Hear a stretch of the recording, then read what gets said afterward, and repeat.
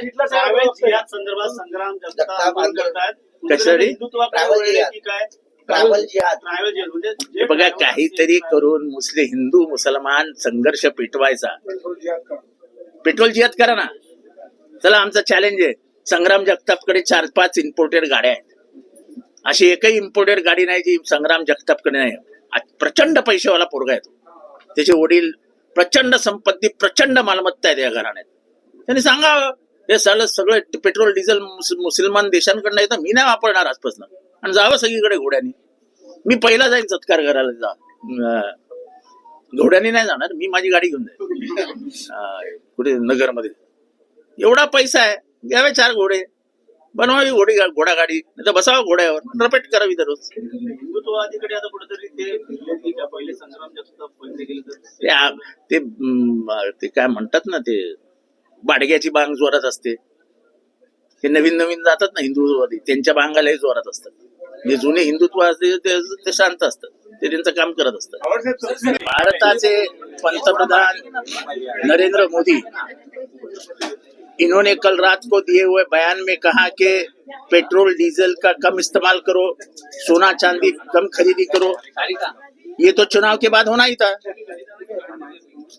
क्यों झूठ बता रहे थे कि हमारे पास बहुत पेट्रोल है, बहुत डीजल है. आने वाले दिनों में पेट्रोल और डीजल के भाव कम से कम 30-40 रुपए से बढ़ने वाले हैं. अब वो घोड़ा सस्ते में बेचने वाले हैं, गाय सस्ते में बेचने वाले, भैंस सस्ते में बेचने वाले. जय मोदी करते हुए गाय घोड़े भैंस पे बैठो और चलो अपने सफर के लिए, क्योंकि पेट्रोल डीजल मिलने वाला नहीं है. अचानक क्या हो गया मोदी साहब को कि बोलने लगे कि कम इस्तेमाल करो? अपने पास तो बहुत ज्यादा था, कम कैसे हो गया? अपने पास पेट्रोल डीजल है ही नहीं. ये सब नौटंकियां बंगाल के इलेक्शन तक थी. अब महंगाई देखो कैसे बढ़ेगी. सोना चांदी क्यों कम खरीदी करो भाई? क्या हो गया? क्योंकि तुम्हारे चलन में जो लफड़ा हो रहा है, वो चलन के लफड़े की वजह से तुमको सब ये सामने दिख रहा है. ईरान से जो तुमने संबंध खराब कर दिए हैं, उससे तुम्हें पेट्रोल डीजल की चिंता पड़ी हुई है. और ऊपर से अमेरिका बोल रही है रशिया से तेल मत लेना. अमेरिका अपनी बाप है, अपने को आजादी भी अमेरिका ने दी है. हम थोड़ी लड़े थे, अमेरिका हमारे लिए लड़ी थी. हम तो लाचार हो गए. भारताचे पंतप्रधान नरेंद्र मोदी यांनी काल रात्री अचानक सांगितले की पेट्रोल डिझेल कमी वापरा, सोनं चांदी कमी खरेदी करा. कालपर्यंत सांगत होते भरपूर साठा आहे पेट्रोल डिझेलचा. अचानक काय झालं? सोनं चांदीला काय झालं? अर्थव्यवस्था इतकी ढासळली आहे की आपण ह्याच्यातनं सुटू शकत नाही. आपला गळा दाबला जाणार आहे. पेट्रोल डिझेलचे भाव पुढच्या काही दिवसांमध्ये 30 ते 40 रुपयांनी वाढवण्यात येतील. बेंगॉलची निवडणूक झाली, आता सगळं संपलं. आता पुढचे 1-1.5 वर्ष काय निवडणुका नाही आहेत. तोपर्यंत भाव वाढवला चालून जाईल. आपला काय फरक पडतो?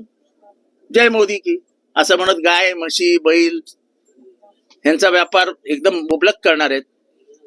म्हणजे लोक गाय म्हशी घोडी गाढव कशावर तरी बसून आपले प्रवास करतील. म्हणजे भारताला अधोगतीकडे नेण्यासाठी हे सरकार काम करत होतं. याचं एक उत्तम उदाहरण आहे. तो पश्चिम बंगाल में ये चुनाव जीत चुके हैं. देखो, SIR जब लाया गया तभी से कहा जा रहा था कि SIR से जो वोट काटे जाएंगे उसका परिणाम उस चुनाव पे होगा. अभी महाराष्ट्र में भी SIR चालू है. लोग उसको गंभीरता से नहीं ले रहे हैं. अगर गंभीरता से नहीं लेंगे तो इनका जो मशीनरी है, जो सरकारी लोगों का इस्तेमाल करके नाम काटते हैं, उसका फायदा उनको होता है. और बंगाल में भी वही हुआ.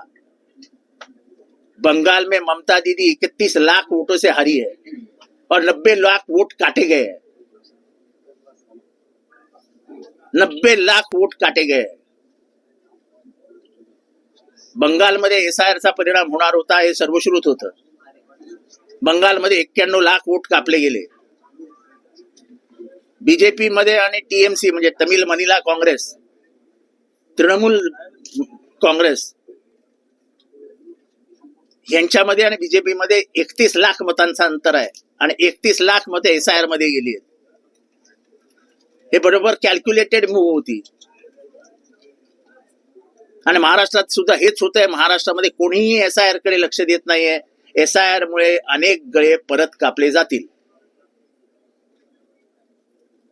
ही ठरवलेली बीजेपीची पॉलिसी आहे. तर मंत्री नितेश राणे यांनी म्हटलेलं आहे जे लवंड्यांसोबत झालं. तुमच्या राज्यामध्ये तुम्ही खून पाडले तरी कशाला धक्का लागत नाही. तर संग्राम भंडारेला तुम्ही काय करणार आहात? काही करणार नाही. पण वारकरी पंथ संप्रदायामध्ये घुसखोर गेले, जिथे अहिंसेलाच महत्व दिलं गेलं, जिथे सदाचारालाच महत्व दिलं गेलं, जिथे जातीपातीची बंधनं पाळू नका, एकत्र व्हा, मानवता हेच अंतिम सत्य आहे हे सांगण्याचं काम ज्ञानोबा तुकारामांनी केलं. त्याच्यामध्ये नथुराम गोडसेच्या अवलादी घुसल्या आहेत मनुवादाचा प्रचार करत. त्यामुळे त्यांच्याकडनं काय फार अपेक्षा नाही आहेत आणि त्याच्याच विरोधात ही लढाई सुरू झाली. वारकरी पंथ स्थापन कशाला झाला?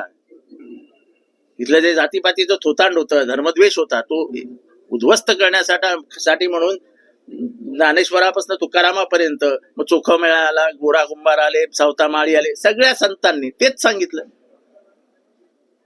वारकरी जेव्हा चालत निघतात तेव्हा कोणाला माहिती असते याची जात काय आणि त्याची जात काय. पण हे मनुवादी हिंदुत्ववादी जे आहेत त्यांना हे मान्य नाही आहे. त्यांना ते परत आणायचं, सगळं जातीपातीचं सगळं परत एकदा 1000 वर्ष मागे जाण्याच्या प्रक्रियेला सुरुवात करायचंय. संभ्रम निर्माण आहे. येणाऱ्या काळात लॉकडाऊन लागू शकतो का? महागाईवरती भर पडू शकतो? हे बघा आपल्याकडे ना पेट्रोल आहे ना डिझेल आहे.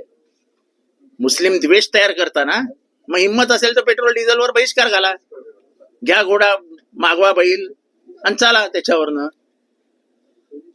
मुसलमानांवरती प्रचंड द्वेष, धर्मांधता ही शिकवतात ना हे सरकार. मुसलमानांच्या वस्तूंवर बहिष्कार टाका, मुसलमानांवरती बहिष्कार टाका, पेट्रोल आणि डिझेलवर टाका ना. नाहीतरी वेळ आणलीच ना मोदींनी सांगण्याची की पेट्रोल डिझेल कमी वापरा. ती का आली? आपल्याकडे पेट्रोल डिझेलच नाहीये. ते नशीब इराण थोडं तरी भारताच्या बाबतीत संवेदनशीलता दाखवत आहे, कारण का जुने पुराणी दोस्तीचे संबंध होते आपले इराणशी. त्यांनी जर ते हॉर्मुझ चॅनल बंद केलं तर आपल्याकडे रिक्षाला पेट्रोल मिळणार नाही अशी परिस्थिती होईल.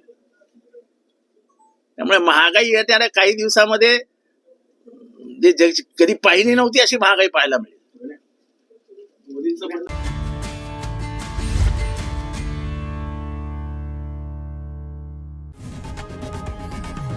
लोकशाही मराठी ऐका, पहा, जागरूक रहा.